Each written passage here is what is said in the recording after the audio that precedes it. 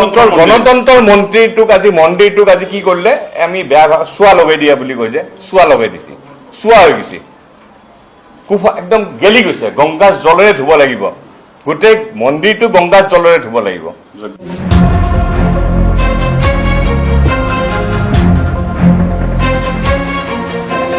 বিধায়কৰ ৰান্ধনী ঘৰৰ পৰা অসম বিধানসভাৰ সচিবৰ আসনলৈ অপসাৰিত সচিব দুলাল পেগুৰ জীৱনৰ নজনা অধ্যায় LLB ডিগ্ৰী অবিহনে কিদৰে দখল কৰিছিল সৰ্বোচ্চ প্ৰশাসনিক পদ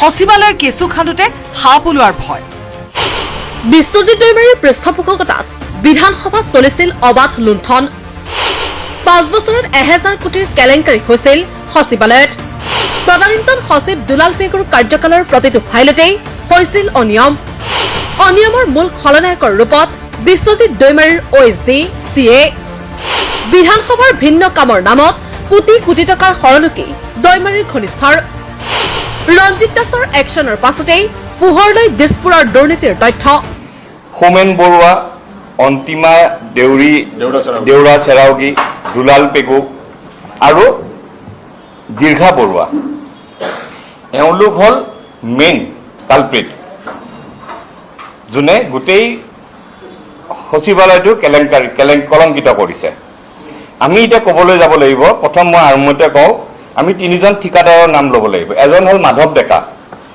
মাধৱ ডেকাৰ সম্পত্তিৰ কথা যদি আমি ক'ব যাওঁ উষা কোৰ্টত কাষত এটা বিল্ডিং আছে ছিকিমত সম্পত্তি আছে ত্ৰিপুৰাত আছে গণেশগুৰি লক্ষ্মী হোটেলৰ কাষত আছে এই মাধৱ ডেকাৰ কেৰেক্টাৰটো অলপ বেলেগ ধৰণৰ কেৰেক্টাৰ ইয়াতে এজন পাম আমি সুন্দৰ নাথ মিশ্ৰ আৰু এজন হ'ল গৌতম বড়ো এওঁলোকে কি কৰে 5 কোটি টকাৰ যদি কাম কৰে বিল দেখায় 20 কোটিৰ 25 কোটিৰ আমাৰ যিজন আগৰ স্পিকাৰ বিশ্বজিৎ দৈমাৰী মানে হাৰ্ট থ্ৰব শব্দটো মই ব্যৱহাৰ নকৰোঁ কিন্তু ছুপাৰষ্টাৰ এই ছুপাৰষ্টাৰজনে এখন ভেনিটি ভেনত ঘূৰিছিলে এই ভেনিটি ভেনৰ ফটোখন আজি আমি ৰাতিপুৱা আনিছোঁ এই ভেনিটি ভেনখন আজি নাই এই ভেনিটি ভেনখন এতিয়া জংঘলত জাবৰৰ মাজত সোমাই আছে ক'ত সোমাই আছে এই মাধৱ ডেকা য'ত থাকে এই ঠিকাদাৰজনৰ তাতে আছে মাধৱ ডেকা কোন হয় তেওঁৰ এটা পুৰণা আৰ্মিৰ লিংক আছে আৰু এই ভেনিটি ভেনখন চৰকাৰে কিনা নাই আৰ্মিৰ ফালৰ পৰা গিফ্ট লৈছিলে ক'ত গ'লে ভেনিটি ভেনখন আজি নাই আমাৰ ছুপাৰষ্টাৰ আজিকালি ভেনিটি ভেনত নুঘূৰে এতিয়া কথাটো হ'ল যে বিশ্বজিৎ দৈমাৰী ডাঙৰীয়াই বিদেশ ভ্ৰমণ কৰিছে 32 বাৰ কাক লৈ গৈছে সেইটো পাছপৰ্ট চালে গম পাব বিদেশ ভ্ৰমণ কৰক আমাৰ আপত্তি নাই কৰিব পাৰে ৰাইজৰ পইচাৰে কিয় কৰিব আৰু আমি যদি এই বিদেশ ভ্ৰমণৰ পৰা গোটেই তথ্য আজি যিখিনি মই বা আমাৰ ধ্ৰুৱ তালুকদাৰে যিখিনি কথা কম এই কথাখিনি যদি মিছা হয় এই পুষ্পক ট্ৰেভেলছত গৈ সুধিলে হ'ল এইটো পুষ্পক ট্ৰেভেলছৰ ফাইল গোটেই কাৰবাৰটো পুষ্পক ট্ৰেভেলছৰ পৰা হৈ আছে দ্বিতীয়তে হ'ল আকৌ মই ৰঞ্জিত দাস ডাঙৰীয়াক ধন্যবাদ জনাইছোঁ আমি আজি প্ৰেছ কনফাৰেন্সৰ যিখন প্ৰেছ ৰিলিজ সেইখনেই ডাটা ৰঞ্জিত দাস ডাঙৰীয়াই এতিয়া ইয়াৰ পৰা এটাকৈ ডাটাখিনি ওলালে হ'ল এনকুৱাৰী কৰিলে হ'ল গোটেই তথ্য ওলাব আৰু ৰঞ্জিত দাস ডাঙৰীয়াই যদি তদন্ত আৰম্ভ কৰে ইয়াৰ পিছৰ পৰ্যায়ত আমি আৰু ডাটা দিবলৈ আমি সাজু আছোঁ বাকী আমাৰ ধ্ৰুৱ তালুকদাৰে ক'ব গোটেইখিনি কোকৰাঝাৰ BTID হাগ্ৰামা মহিলাৰীৰ ছেকেণ্ড টাৰ্মটোৰ সময়ত এই বিশ্বজিৎ দৈমাৰী আৰু হোমেন বৰুৱাই লটাৰী স্কেম এটা কৰিছে গভৰ্ণৰৰ পৰা পাৰ্মিশ্যন লোৱা বুলি এখন ফেক কাগজ ওলাই তেওঁলোকে লটাৰীৰ খেলা পাতিছিলে আৰু কি কৰে লটাৰী খেলাটোত তেহঁতেই কেছ দি কি কৰে বেলেগ ৰাজ্যলৈ লৈ যায় লটাৰীটো এইবিলাক আজি নহয় হোমেন বৰুৱা বিশ্বজিৎ দৈমাৰী আজিৰ খিলাৰী নহয় তেওঁলোকে আগতে এইবিলাক কৰি আহিছে বদমাছি কৰি কিন্তু মানুহৰ আবেগক লৈ খেলি জনজাতিৰ মুখখন লৈ তেওঁ দিছপুৰত আহি পেলাই বদমাচিনি কৰিলে আৰম্ভ কৰিলে এটা আমি জানো তো ফ্ৰীতে এটা উপদেশ দিওঁ ৰাজহুৱা কামত জড়িত মানুহ বিশেষকৈ মন্ত্ৰী বিধায়ক MLA IAS IPS পৰাপক্ষত বেলেগৰ সংসাৰৰ পৰা অলপ দূৰত থকাই ভাল এইটো এটা ফ্ৰীতে এডভাইচ দিলোঁ আৰু নকওঁ সৰু মানুহ এইবিলাকত আমি নাজানো নাই যদি সেইটো আমি নাজানো সেইটো আমি ক'ব সেইটো মুখ্যমন্ত্ৰীৰ এখতিয়াৰৰ কথা আমি খুব সৰু মানুহ আমাৰ আৱেগত লাগিছে আমাৰ কথাখিনি আমাৰ দুখ লাগিছে কিয় লাগিছে প্ৰথম চকীখনত বহুতে নাই নাই ছাৰ প্ৰথম চকীখনত বহিয়ে তেখেতে যিটো কথা ক'লে বিশ্বজিৎ দৈমাৰীয়ে মই হোটেলত কাম কৰি অহা সেইটোত আজি ধ্ৰুৱ কিয় উত্তেজিত হ'ল আমি কিয় উত্তেজিত হ'লো আজি আমি আগতেতো এনেকে উত্তেজিত হৈ প্ৰেছ কনফাৰেন্স দিয়া নাছিলো আজি আমাৰ গাত লাগিছে নহয় এটা মন্দিৰ গণতন্ত্ৰৰ মন্দিৰটোক আজি কি কৰিলে আমি বেয়া চোৱা লগাই দিয়া বুলি কৈ যে চোৱা লগাই দিছে চোৱা হৈ গৈছে একদম গেলি গৈছে গংগাৰ জলেৰে ধুব লাগিব গোটেই মন্দিৰটো গংগাৰ জলেৰে ধুব লাগিব যজ্ঞ পাতিব লাগে আচলতে একজেক্টলি ৱৰ্ডটো হ'ল ৰঞ্জিত দাস ডাঙৰীয়া আপুনি যজ্ঞ পাতক ভাল পুৰোহিত আনক কামাখ্যাৰ পৰা বা ক'ৰবাত ভাল পুৰোহিত আনি মানে আপুনি শান্তি জল ছটিয়াই পবিত্ৰ কৰক জেগাখিনি গেলাই গৈছে গোন্ধাই গৈছে গোটেই জেগাটো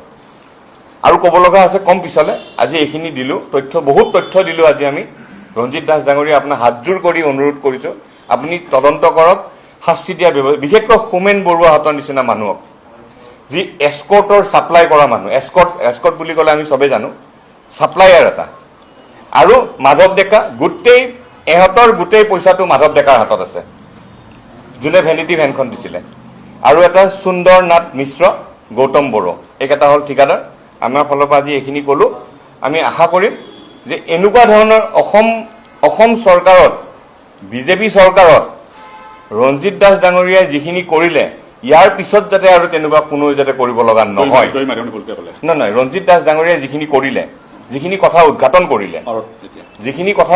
কৰিলে তেনেকুৱা উদ্ঘাটন যাতে আৰু ভৱিষ্যতে যাতে অসম চৰকাৰৰ পৰা যাতে নোলায় আৰু ৰঞ্জিত দাস ডাঙৰীয়াক আকৌ অনুৰোধ কৰিম আপুনি হিৰ' হৈ থাকিব অসমীয়াৰ মনত একশ্যনখিনি আপুনি ভালকৈ লওক আৰু কি বিশ্বজিৎ দৈমাৰীৰ নিচিনা মানুহ যাতে অসমত যাতে আৰু দ্বিতীয় নোলায় বাকী আমাৰ ধ্ৰুৱ তালুকদাৰে ক'ব গোটেইখিনি নমস্কাৰ আপোনাকে ধন্যবাদ জনাইছোঁ অসম বিধানসভাৰ হিতমৰ্যাদা পুনৰুদ্ধাৰৰ কাৰণে আজিৰ এই প্ৰেছ মিটখন আমি দিছোঁ ইতিমধ্যে আপোনালোকক আমি প্ৰেছ ৰিলিজটো দিছোঁ আৰু ইয়াত দিয়া এটা তথ্যৰ ওপৰত আমি অসম বিধানসভাৰ বৰ্তমানৰ অধ্যক্ষ সন্মানীয় ৰঞ্জিত দাস ডাঙৰীয়াক অনুৰোধ জনাইছোঁ আপোনালোকে এটা তথ্য চৰজমিন তদন্ত কৰক হিচাপ নিকাচ কৰক ইঞ্চি জোখক সঁচা আৰু মিছা জল আৰু পটপট হৈ কিনে ওলাই যাব এইকেইদিনত বহুত নিউজ ওলাইছে অলপ গোটেইখিনি তথ্য যিমানখিনি এতিয়ালৈকে কালেকশ্যন হৈছে আপোনাক গোটেইখিনি সমজাই দিছোঁ আৰু বেলেগকৈ নতুনকৈ চিঠি লিখা দৰকাৰ নাই যিহেতুকে আপুনি এটা একশ্যন মুড আৰম্ভ কৰিছে আমি আশাবাদী যে আপোনাৰ নেতৃত্বত অসম বিধানসভাৰ যি হিতমৰ্যাদা সেই হিতমৰ্যাদাৰ পুনৰুদ্ধাৰ হ'ব এতিয়া আমি আৰম্ভ কৰোঁ যে অসম বিধানসভাক মাছৰ হ'লচেল বজাৰত পৰিণত কোনে কৰিছিল প্ৰথম কথা দুলাল পেগুৰ বিধানসভাত নিক নাম কি আছিল কোনোবাই জানেনে মালপেগু বুলি কয় তেওঁক মালসিং পেগু বুলি এগৰাকী বিধায়ক আছিল মাজুলীৰ তেওঁৰ ঘৰত ভাত ৰান্ধনি আছিল তাক তেল মাৰি আহি 1988 চনত অসম বিধানসভাত টাইপিষ্ট হিচাপত সোমাইছিল 92 চনত ইউডি গণেশ কুটুমৰ দিনত যেতিয়া বিধানসভাৰ অধ্যক্ষ আছিল পিএ হ'ল তেল তুল মাৰি বহুতক ছুপাৰচিট কৰি তেওঁ বহুত আগুৱাই গুচি গ'ল গৈ অতিৰিক্ত সচিব হৈ কোনো অৰ্হতা নাই তেওঁৰ অকল বিশ্বজিৎ দৈমাৰীক তৈল মৰ্দন কৰি আৰু চেলেকি তেওঁ অসম বিধানসভাৰ সচিব পৰ্যায়লৈকে গুচি গ'ল যি সচিব পৰ্যায়ত এটা সময়ত দিবাকৰ তালুকদাৰৰ পৰা আৰম্ভ কৰি বহু স্বনামধন্য ব্যক্তিয়ে কাৰ্যনিৰ্বাহ কৰি গৈছে ইনক্লুডিং গৌৰাংগ প্ৰসাদ দাস সিদিনাৰ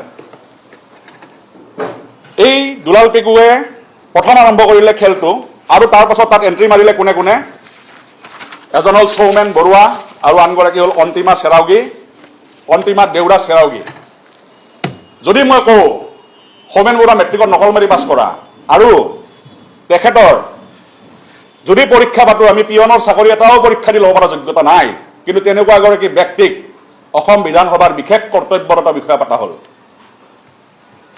এগৰাকী বড়ো মানুহক আমি বিধানসভাৰ অধ্যক্ষ পাতিলোঁ আমি গৌৰৱান্বিত তেওঁ কৈছিল তেওঁ বোলে হোটেলত বাচন ধুইছিল তেওঁ এটা সময়ত মোৰ চকুৰ পানী ওলাই গৈছিল সিদিনাখন যে সেই জাগাৰ পৰা আজি বিশ্বজিৎ দৈমাৰী ক'ত ৰাজ্যসভাত তেওঁ ফালি দিছিল এবাৰ সেইজন বিশ্বজিৎ দৈমাৰী আমি গৌৰৱান্বিত আছিলোঁ সেই বড়ো মানুহগৰাকীৰ এগৰাকী বিশেষ কৰ্তব্যৰত বিষয়া হৈ পৰিল কোন অনিতা দেউৰা চেৰাউগী, অন্তিমা দেউৰা চেৰাউগী নামৰ চেৰাউগী আহি গ'ল বড়ো সম্প্ৰদায়ৰ আমাৰ স্বনামধন্য এগৰাকী অধ্যক্ষ, যাক আমি অধ্যক্ষ বনালো, তেওঁৰ বিশেষ কৰ্তব্যৰত বিষয়া। আচ্ছা, এতিয়া আৰম্ভ হ'ল কাহিনী, নেক্সাছটো কেনেকৈ চলিব। হোমেন বৰুৱা আৰু অন্তিমাই আৰম্ভ কৰিলে ষ্টাডি যে বজাৰখন কেনেকৈ দখল কৰা যাব। অসম বিধানসভা এটা বিয়াগম বিভাগ, বহুত বিষয়া কৰ্মচাৰী আছে। আমাৰ অসমত বহুত ছিনিয়ৰ মোষ্ট IAS অফিচাৰ আছে, অসমীয়া ভাল ভাল ACS অফিচাৰ আছে। কিয় দুজন বাহিৰৰ পৰা অহা, যোনে কোনোদিন এটা ইণ্টাৰভিউ দিব নোৱাৰে পিয়নৰ, তেনেকুৱা মানুহক আনি মুখ্যমন্ত্ৰী বিধানসভাৰ অধ্যক্ষৰ OSD পতা হ'ল। যি কি নহওক পাতিলে, তেওঁলোকে বজাৰখন কেনেকৈ কৰিব। এতিয়া তেওঁলোকে বজাৰত কি কৰিলে, এটা মাৰ্কেট ছাৰ্ভে আৰম্ভ কৰিলে। পুৰণা বিষয়াবিলাকক কণ্টেক্ট কৰিলে, তেওঁলোকৰ পৰা দিহা আৰু পৰামৰ্শ বিচাৰিলে। এইবিলাক দিহা পৰামৰ্শ বুলি একো নাই, তেওঁলোকক লাগে কেনেকৈ বস্তুটো হজম কৰিব পাৰি, ফৰ্মুলাটো লাগে, কাৰণ অসম বিধানসভা একেদিনে শিকিব পৰা বস্তু নহয়। আৰু মাৰ্কেট ছাৰ্ভে কৰোঁতে তেওঁলোক দৰকাৰ হ'ল এজন ভাল চেলছমেনৰ। এই চেলছমেনজন হ'ল কোন, দুলাল পেগু, কাৰণ তেওঁৰ আছে দীৰ্ঘদিনীয়া অভিজ্ঞতা আৰু লগত আছে চাইন মাৰিব পৰা কেপাচিটি। ফাইনেল বিলত চাইন মাৰিব পৰা কেপাচিটিটো দুলাল পেগুৰ হাতত আছিল। গতিকে সেই চেলছমেনজনক লগত লৈ এটা ত্ৰিভুজৰ সৃষ্টি হ'ল, আৰু সেই ত্ৰিভুজটোত থাকিল কোন কোন, সৌমেন বৰুৱা, দুলাল পেগু আৰু অন্তিমা। আৰু সেই ত্ৰিভুজৰ মাজত তপস্যাৰত হৈ বহি থাকিল বিশ্বজিৎ দৈমাৰী নামৰ আমাৰ স্বনামধন্য ব্যক্তিগৰাকী।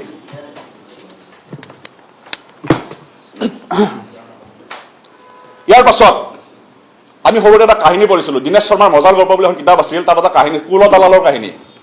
ইয়াত কুল দালালৰ কাহিনী আৰম্ভ হ'ল অসম বিধানসভাৰ মজিয়াত। কেনেকে, এতিয়া আৰু মই ডাইৰেক্ট তথ্য দি যাম, শুনি গ'লে হ'ল।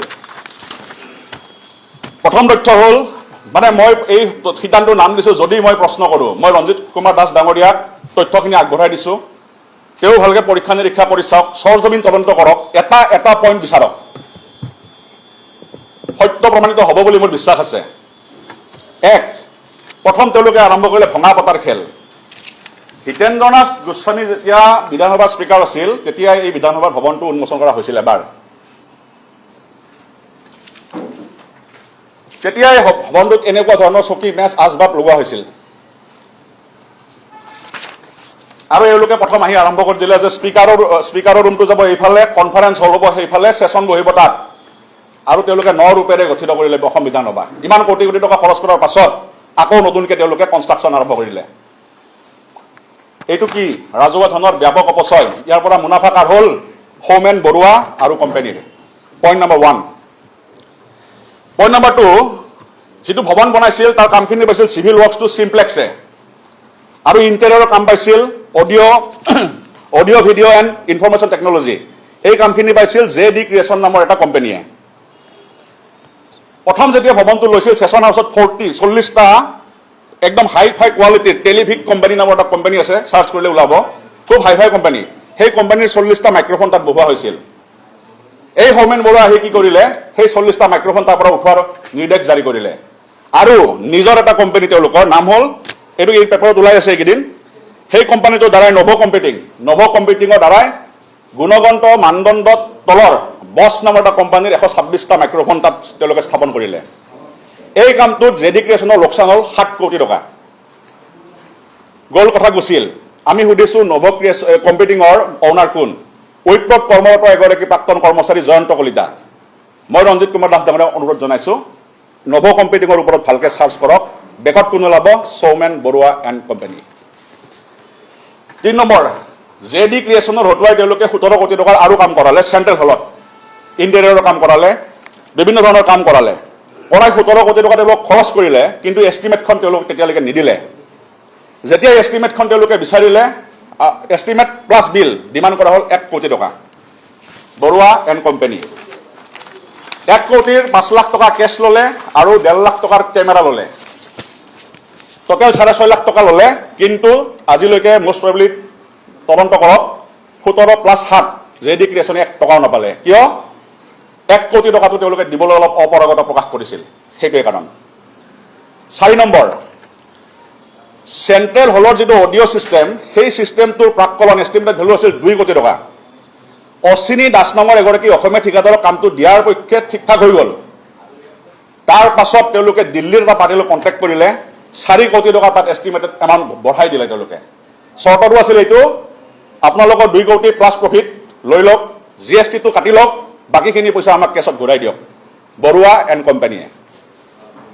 গতিকে ইয়াত লক্ষ্য হ'ল দিল্লীৰ কোম্পানী, তেওঁলোকৰ কথা হ'ল পইচা দিব লাগে, কাম ল'ব লাগে, যাব লাগে। আমাৰ এইকেইটাৰ লক্ষ্য হ'ল ধন ঘটা, 4 কোটি টকা ৰাজকোষৰ ধন অপব্যয় কৰা হ'ল নেতৃত্বত সৌমেন বৰুৱা এণ্ড কোম্পানী। ইয়াৰ পাছত তেওঁলোকে আৰু এখন নাটক মঞ্চস্থ কৰিলে যে নভ কম্পিউটিঙৰ লগত তেওঁলোকৰ এখন কাজিয়া দেখুৱালে, আৰু কাজিয়া এখন দেখুৱাই তেওঁলোকে কিছুদিন অলপ মনামূল্য চলিল আৰু তেওঁলোকৰ মতানৈক্য হ'ল। তাৰপাছত এজন মাৰোৱাৰী মালিক এণ্ট্ৰি কৰাই যিখিনি পেণ্ডিং ইণ্টেৰিয়ৰ কাম আছিল আকৌ নভ কম্পিউটিঙে কৰিলে। 80 লাখ টকা খৰচ হ'ল, 1 কোটি 30 লাখ টকাৰ বিল বনাই ওলাই লৈ গুচি গ'ল। সঁচা নে মিছা পুংখানুপুংখ অধ্যয়ন কৰক, চৰজমিন তদন্ত কৰক, চব ওলাই যাব। স্কিল্ড আৰু আনস্কিল্ড মেন পাৱাৰ নামত কিমান টকা ওলাই গ'ল অসম বিধানসভাৰ পৰা খবৰ লওক। স্কিল লেবাৰ নামত কোটি কোটি টকা খৰচ হৈছে, কিন্তু স্কিল লেবাৰত কোনে কাম কৰিলে, কিমান টকা মূল্যত কাম কৰিলে, কিমান দিন কৰিলে, কোনো তথ্য নাই। খালি সংখ্যা এটা দিয়া যায়, multiplied by amount equal to যিমান হয় পইচাটো ওলাই লৈ যায়। কোনে লৈ যায়? গুড ভেঞ্চাৰৰ আঁৰত কোন? অন্তিমা। টেক 3 ফাৰ্মখন কাৰ? এনকুৱাৰী কৰক। অন্তিমাৰ গিৰিয়েকৰ লিংক ওলাব টেক 3 ফাৰ্মৰ লগত। ইয়াৰ পাছত নভক মই বিধানসভাৰ অধ্যক্ষ মই একদম অনুৰোধ যে নভ কম্পিউটিঙৰ জৰিয়তে প্ৰক্ৰিয়ামেণ্ট কৰা প্ৰতিটো বস্তুৰ লিষ্ট ওলাওক,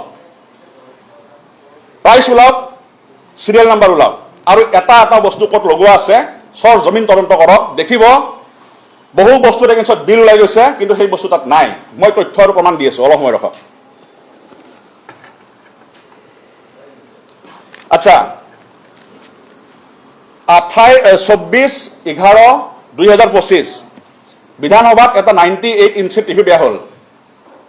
টিভিটো লগাইছিল JD ক্ৰিয়েশ্যনে, যাৰ বিল নিদিলে। কিন্তু টিভিটোত ৰহস্যজনকভাৱে সিদিনাখন দেখা গ'ল তাত এই নভ বুলি এটা কোম্পানীৰ নাম লিখা আছিল। মানে এইটো হ'ল এইটো আমাৰ যিটো বিধানসভাৰ এটা ই পৰ্টেল এটা আছে, ই বিধানসভা বুলি এটা বস্তু এটা আছে, তাৰে এটা হেৰি আছিল।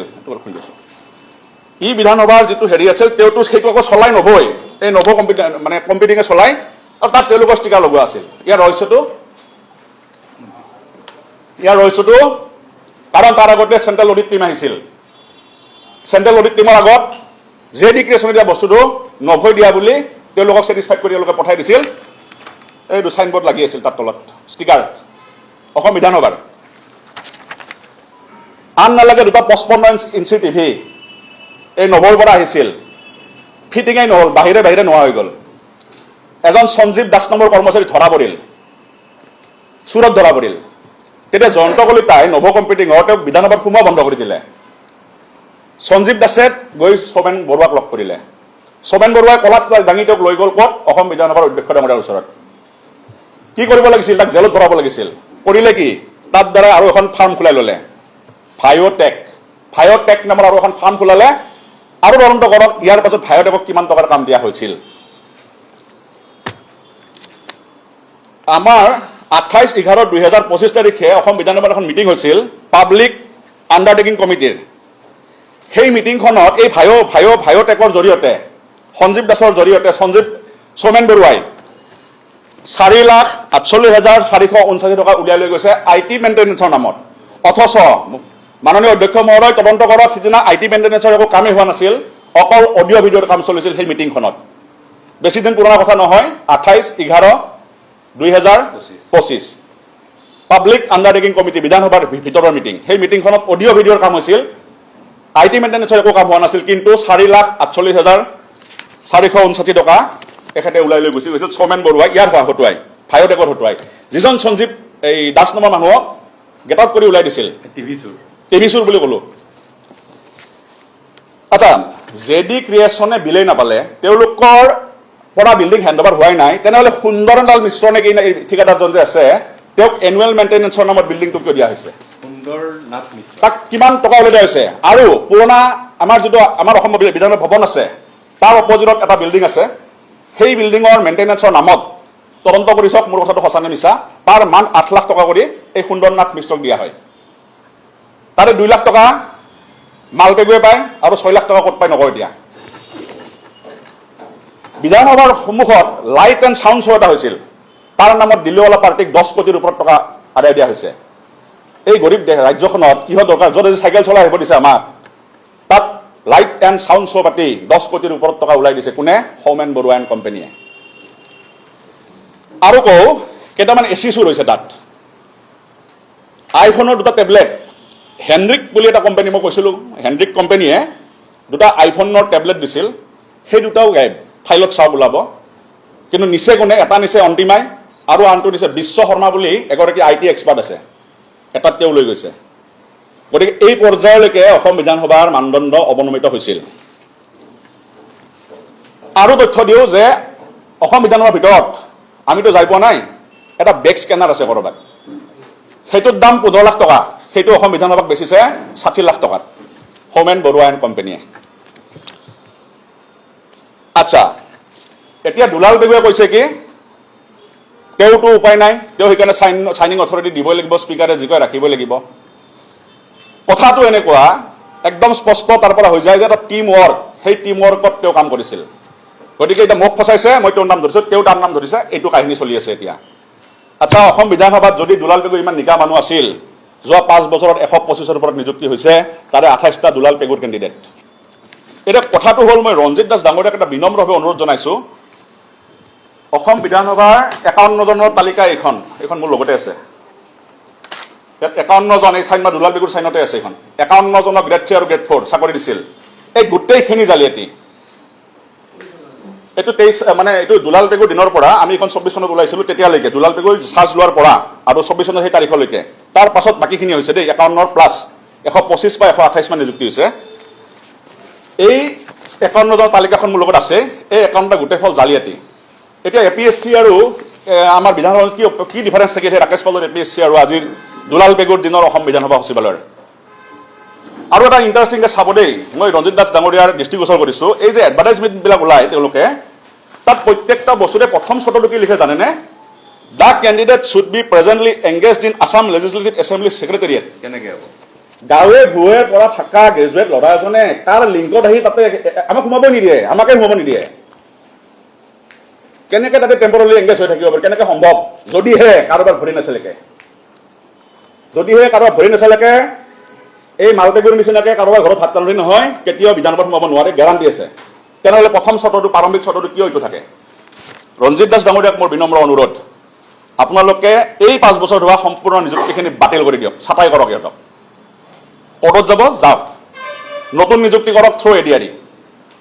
বাকী যিখিনি এই যোৱা 5 বছৰত আমাৰ বিশ্বজিৎ দৈমাৰীৰ দিনত বাকী যিখিনি থাকিব, যিটো অফিচাৰ লেভেল গো থ্ৰু APSC, আৰু যিখিনি ক্লাৰিকেল লেভেল বা পিয়ন, এই পষ্টখিনিত আপোনালোকে ADRE এপ্লাই কৰক। গোটেই অসমখনত ADRE হয়, বিধানসভাখন কিয় ৰখি যায়? ADREত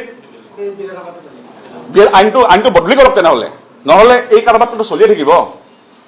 বিধানসভা এটা বেলেগ এটা বডি, সুকীয়া বডি বুজি পাইছোঁ, কিন্তু ADRE নিচিনা এটা পদ্ধতি আৰম্ভ কৰক, নহ'লে বাকী কেণ্ডিডেটবিলাকো এপ্লাই কৰে যেতিয়া এডভাৰটাইজ ওলায়, কিন্তু তেওঁলোকৰ ঘৰত চিঠি হেৰিখন যাই নাপায় বা তেওঁলোকৰ ডাউনলোড নহয়। ছিষ্টেম এনেকুৱাকৈ বনাই থৈ দিয়া আছে। সেইটো মোৰ অনুৰোধ সেইকাৰণে যে এই নিযুক্তিটো ক্লিয়াৰ কৰিব লাগে, আৰু যিখিনি নিযুক্তি দিছে সেইখিনি বাতিল ছাঁটাই কৰিব লাগে, কাৰণ এওঁলোকে কমপ্লিট মেনেজ কৰি কামবিলাক হৈছে। আৰু যদি নকৰে, বঞ্চিত প্ৰাৰ্থীৰ তালিকা মোৰ লগত আছে, আমি তেওঁলোকৰ দ্বাৰা কেছ ফাইল কৰাম। আৰু বিদেশ ভ্ৰমণৰ কাহিনীটো ক'লে, বিদেশ ভ্ৰমণৰ কাহিনীৰ পিছত ক'ম আৰু ভালকৈ।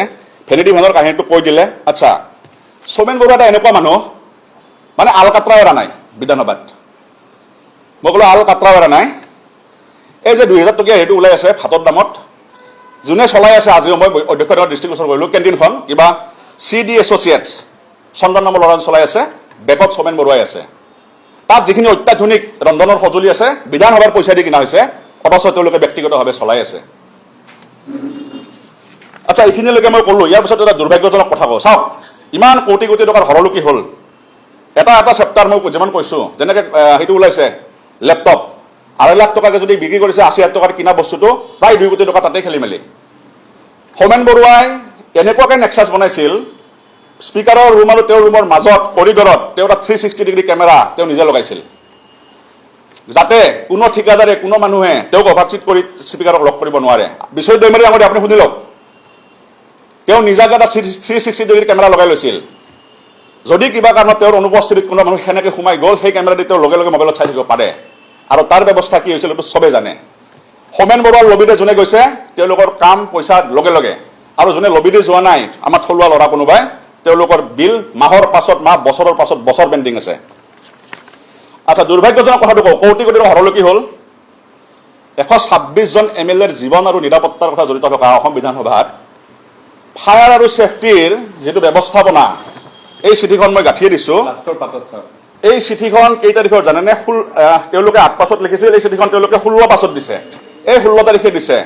ইয়াত লিখিছে বিল্ডিংটোৰ ছেফটি ফায়াৰ ছেফটিৰ যিখিনি আছে টোটেলি মানে এইখিনি একেবাৰে মানে এই মুহূৰ্তত কৰ্মৰত হৈ থকা নাই। ইমিডিয়েট ৰিকমেণ্ডেশ্যন দিছে যে এই পইণ্টবিলাক তেওঁলোকে লিখি দিছে যে এইবিলাক পইণ্ট ঠিক কৰি লওক। য'ত হেৰি কৰিব লাগে তাত পানী উঠে বোলে, পাম্প থাকিব লাগে, মানে পাম্পৰ পৰা ডিজেল যাই নাপায়, জুই লাগিলে কি হ'ব? গতিকে এইটোত মোক এনকুৱাৰী নালাগে ৰঞ্জিত দাস ডাঙৰীয়া, ইমিডিয়েটলি ফায়াৰ ছেফটিটো ঠিক কৰি লওক, কাৰণ সেই বিল্ডিঙত যদি জুই লাগিব লগা হয় কাহিনীয়ে বেলেগ হৈ যাব। আৰু ইয়াৰ পাছতো এই বিলটো দুবাৰ যায়, তাৰ পাছত OSD বিলাকৰ এটা লবি হ'ল, তাৰপিছত কম্পিউটাৰ। এই সঞ্জীৱ দাস বোলা যিজন চোৰ, তাৰ এটা এমপ্লয় আছে জিতুল তালুকদাৰ, তহবিলদাৰ। আজিও জিতুল তহবিলদাৰে আছাম লেজিছলেটিভ এছেম্বলিৰ ভিতৰত CCTV মনিটৰিঙৰ দায়িত্বত আছে। যোনে এটা CCTV দুটা টিভি চুৰ কৰিছিল, তেওঁৰ এমপ্লয়ী এজন, তেওঁৰ ফাৰ্মৰ আণ্ডাৰত CCTVৰ ফুটেজবিলাকৰ মনিটৰিঙৰ দায়িত্বত আছে। আৰু শুনামতে ৰঞ্জিত দাস ডাঙৰীয়া, যোৱা 4 মে'ৰ পৰা আপুনি চাৰ্জ লোৱাৰ আগমুহূৰ্তলৈকে যথেষ্ট বিল বেকডেটেড চাইন হৈছে। এইটোৰ ওপৰত এটা তদন্ত কৰক আৰু সকলো বিলৰ ৰিলিজ কৰাটো পাৰে যদিও বন্ধ কৰি দিয়ক ইমিডিয়েটলি, একশ্যন হিচাপত আপোনাৰ ফালৰ পৰা। আৰু তথ্যমতে সম্পূৰ্ণ CCTV তেওঁলোকৰ টিমটোৱে ডিলিট কৰি পেলাইছে, যিকোনো CCTV footage before living that assembly house. যেতিয়া তেওঁলোকে গম পালে যে আমাৰ আৰু চাউল নিসিজে ইয়াত আপুনি অহাৰ কাৰণে, তেওঁলোকে কমপ্লিট CCTV ফুটেজবিলাক ডেষ্ট্ৰয় কৰি দিছে। গতিকে কৈ থাকিলে শেষে নহয় তেওঁলোকৰ কাহিনী। গতিকে এইখিনি আজি ক'লোঁ আৰু মাননীয় ৰঞ্জিত দাস ডাঙৰীয়া, অসম বিধানসভাৰ হিত মৰ্যাদা পুনৰুদ্ধাৰৰ স্বাৰ্থত আজি যিখিনি কথা ক'লোঁ, প্ৰেছ লিষ্টটো আমি পঠাইছোঁ, দৰকাৰ হ'লে আমি আপোনাক আকৌ মেমনা কালি দি দিম। এটা পইণ্ট তদন্ত কৰক, বিহিত ব্যৱস্থা হাতত লওক। অসম বিধানসভাৰ যি মৰ্যাদা আৰু গৰিমা, সেই মৰ্যাদাৰ গৰিমা আগৰ নিচিনাকৈ আপুনি ঘূৰাই আনক। মানে আগৰ পৰা কৈ আছিলোঁ, আপোনালোকে মই দেখিছে যে যেতিয়া বিশ্বজিৎ দৈমাৰী অধ্যক্ষ হৈ আছিলে, তেতিয়াৰ পৰা মই স্পষ্ট ৰূপত কৈ আছিলোঁ যে বিশ্বজিৎ দৈমাৰীয়ে যিমান বস্তু কিনিছে চববিলাক কমিশ্যনৰ অংকত। তেওঁৰ মন্ত্ৰী হ'বৰ মন আছিলে বিশ্বজিৎ দৈমাৰী, মন্ত্ৰী নাপাতি তেওঁক স্পীকাৰ পাতি দিলে, তেওঁ অসন্তুষ্ট। গতিকে অন্নবৰতে তেওঁ মই স্পীকাৰৰ পৰা ওলাই দিম নামি দিম বুলি কৈ তেওঁ ব্লেকমেইল কৰে আৰু পূৰা বিধানসভাৰ টকাত তেওঁ মানে নিজৰ ঘৰৰ পইচাৰ নিচিনা খৰচ কৰে। একদম আপোনালোকে নিশ্চয় দেখিছিলে যে আমাক কিবা লেপটপ দিয়া, আমাক কিবা আপোনাৰ কিবা কিবি দিছে নহয়, এইবোৰ ৰূপৰ হেৰি খটুৱা কিবা দিছে। সেইবিলাক আপোনাৰ প্ৰত্যেকটো মানে আপোনাৰ এই গাড়ী কিনা, তাৰপিছত সজোৱাৰ নামত, মানে আপোনাৰ দেখিলে নিজে ধৰিব পাৰে যে বিধানসভাৰ অধ্যক্ষজনে আচলতে পইচা খাবৰ কাৰণেহে এই গোটেই আয়োজনবিলাক কৰি থাকে। তেওঁ তাৰমানে প্ৰত্যেকটো কামৰ আঁৰতেই, বিশ্বজিৎ দৈমাৰীৰ প্ৰত্যেকটো কামৰ আঁৰতেই কমিশ্যনৰ অংক আছিলে, কেলেংকাৰীৰ অংক আছিলে। সেইকাৰণে মই তেওঁ অধ্যক্ষ হৈ থাকোঁতে কৈ আছিলোঁ বাৰম্বাৰ, তেতিয়া মোক কোনেও গুৰুত্ব দিয়া নাছিলে। এতিয়া কেলৈ দিছে মেডিয়াবিলাকে গুৰুত্ব জানে নে নাই? এতিয়া বিশ্বজিৎ দৈমাৰীৰ বিৰুদ্ধে এইবিলাক বদনাম ওলোৱাটো CMে বিচাৰিছে। কেলৈ বিচাৰিছে CMে? কাৰণ বিশ্বজিৎ দৈমাৰীয়ে এতিয়া তেওঁ মন্ত্ৰিত্ব বিচাৰিছে। CMৰ বিশ্বজিৎ দৈমাৰীক মন্ত্ৰী দিবলৈ মন নাই। মন্ত্ৰী দিবলৈ মন নাই কাৰণে ৰঞ্জিত দাসৰ জৰিয়তে খুব সুপৰিকল্পিতভাৱে এতিয়া তেওঁৰ কেলেংকাৰীবিলাক উলিয়াই দিছে। সদায় এনেকুৱা পাৱাৰ চেঞ্জ হোৱাৰ সময়ত সদায় এনেকুৱা ধৰণৰ ঘটনাবিলাক ঘটে। কিন্তু যদি বিশ্বজিৎ দৈমাৰীয়ে মনে মনে বহি থাকিলেহেঁতেন মোক একো নালাগে বুলি, তেতিয়াহ'লে তেওঁৰ এইবিলাক বদনাম এতিয়াও নোলালেহেঁতেন, আপোনালোকৰ মেডিয়াই প্ৰচাৰ নকৰিলেহেঁতেন। মই তেতিয়া কতবাৰ ক'লোঁ আপোনালোকক যে অসম বিধানসভাত নিযুক্তি কেলেংকাৰী হৈছে, অসম বিধানসভাত এইখন কি যে এইখন ইলেক্ট্ৰিক গাড়ী কিছুমান যে আনিছে সেইবিলাকত চব কেলেংকাৰী হৈছে অসম বিধানসভাৰ প্ৰত্যেকটো কামত কেলেংকাৰী হৈছে মই বাৰম্বাৰ চিঞৰি আছিলোঁ আপোনালোকে মোৰ পুৰণি বাইকবিলাক ঘূৰি চাওক কোনোবাই ভালকৈ প্ৰচাৰ কৰিছিলে যদি আপোনালোকে নিজে চাওক মই তাত বাৰম্বাৰ কৈ আছিলোঁ যে বিশ্বজিৎ দৈমাৰীয়ে আমাৰ বিধানসভাখনক তেওঁৰ ক্ষীৰতী গাইত পৰিণত কৰিছে ক্ষীৰতী গাই বুলি কয় যে সোণৰ কণী পৰা হাঁহ বুলি কয় যে সোণৰ কণী পৰা হাঁহত পৰিণত কৰিছে এতিয়াও বিশ্বজিৎ দৈমাৰীৰ বিৰুদ্ধে এইবিলাক কাহিনী নোলালেহেঁতেন নিযুক্তি কেলেংকাৰী নোলালেহেঁতেন অন্য ধৰণৰ কেলেংকাৰী নোলালেহেঁতেন ওলালে এইকাৰণে যে বিশ্বজিৎ দৈমাৰীয়ে এতিয়া মুখ্যমন্ত্ৰীৰ পৰা মন্ত্ৰিত্বৰ পদ বিচাৰিছে আৰু মন্ত্ৰিত্বৰ পদ বিচাৰোঁতে মুখ্যমন্ত্ৰীৰ দিবলৈ মন নাই বড়ো মানুহকতো ঢেৰ দিব নোৱাৰে দুজনক দিব পাৰিব খুব বেছি এজনক ইতিমধ্যে দিলেই আৰু এজনক দিব পাৰিব BPF-ৰ পৰাই দুজন বিচাৰি আছে গতিকে এনেকুৱা পৰিস্থিতিত মুখ্যমন্ত্ৰীয়ে এতিয়া ইচ্ছাকৃতভাৱে আপোনাৰ স্পীকাৰৰ জৰিয়তে এই বস্তুবিলাক এতিয়া বজাৰত এৰি দিয়া আছে কিন্তু কথাখিনি একদম সত্য 100% সত্য যে বিশ্বজিৎ দৈমাৰীৰ দিনত আমাৰ বিধানসভাখন তেওঁ নিজৰ সোণৰ কণী পৰা হাঁহত পৰিণত কৰিছিল অসম বিধানসভাত অপব্যয় আৰু অপব্যয় চলি আছিল আমি সকলোৱে দেখি আছিলোঁ আমাৰ প্ৰত্যেকজন বিধায়কে সেই সম্পৰ্কে কথা পাতি আছিলোঁ মই ৰাজহুৱাকেও কথাখিনি কৈছিলোঁ মোক আনকি কোনোবাই আপোনাৰ হেৰিও দিছিলে বিধানসভাত উত্থাপন কৰিবলৈ ডকুমেণ্টটো দিছিলে কিন্তু বিধানসভাত উত্থাপন কৰিবৰ কাৰণে কোনো ডিভাইচ নাই কাৰণ বিধানসভাত কিবা এটা বস্তু উত্থাপন কৰিবৰ কাৰণে ডিপাৰ্টমেণ্ট থাকিব লাগে এতিয়া বিধানসভা বিষয়টো আকৌ চলোৱা ডিপাৰ্টমেণ্ট নাই অধ্যক্ষ নিজে ডিপাৰ্টমেণ্টৰ মালিক তো গতিকে মই বস্তুটো উঠাব নোৱাৰিলোঁ মোক দিছিলে ডকুমেণ্টটো দিছিলে মোৰ লগত এতিয়াও সেই ডকুমেণ্টবিলাক আছে তো গতিকে মই স্পষ্টভাৱে আপোনালোকক ক'ব খুজিছোঁ যে বিশ্বজিৎ দৈমাৰীৰ কেলেংকাৰীটো 100% সত্য আৰু তাৰ কাৰণে সৌমেন বৰুৱা কোন আছে সেইবিলাকতো জড়িতই কিন্তু মেইন মাষ্টাৰ মাইণ্ডজন হ'ল বিশ্বজিৎ দৈমাৰী আৰু হিমন্ত বিশ্ব শৰ্মাই বিশ্বজিৎ দৈমাৰীক ঠাণ্ডা কৰি ৰাখিবৰ কাৰণে এই কেলেংকাৰীটো কৰিবৰ কাৰণে সুযোগ দি আছিলে লুটি থাকিবৰ কাৰণে হিমন্ত বিশ্ব শৰ্মাই সুযোগ দি আছিলে আৰু যেতিয়া সুযোগ পাইছে যে এতিয়া আৰু এক গবা মাৰি ধৰিব লাগে তেতিয়া হিমন্ত বিশ্ব শৰ্মাই এই কেলেংকাৰী কাহিনীবিলাক এতিয়া আপোনালোকৰ সংবাদ মাধ্যমত কি কয় আমাৰ বৰ্তমানৰ অধ্যক্ষ কি নাম ৰঞ্জিত দাসৰ জৰিয়তে আপোনালোকৰ মাজত উলিয়াই আছে